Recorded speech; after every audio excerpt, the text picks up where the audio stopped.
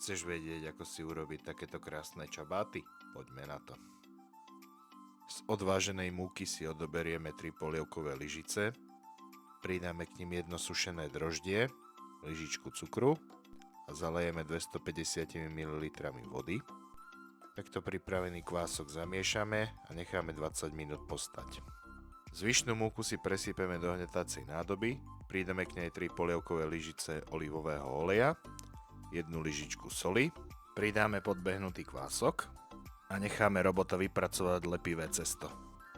To si následne pomúčime, zakrieme a necháme hodinku vykysnúť.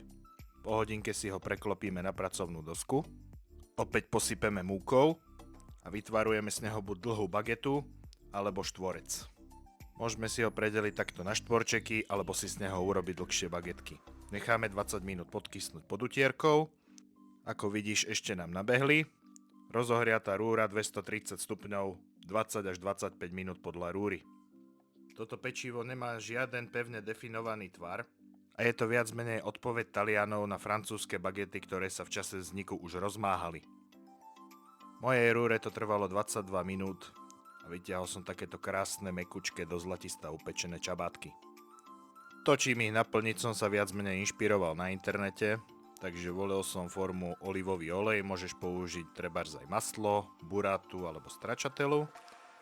Poukladáme koliečka paradajky, nakrájanú mozzarellu, prosciutto crudo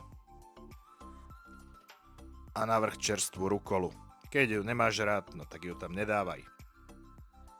Nakoniec im už iba nasadíme čiapočky a krásne raňajky alebo desiatá v talianskom štýle sú na svete. Majte všetci krásny a úspešný deň a dobrú chuť a vidíme sa na budúce.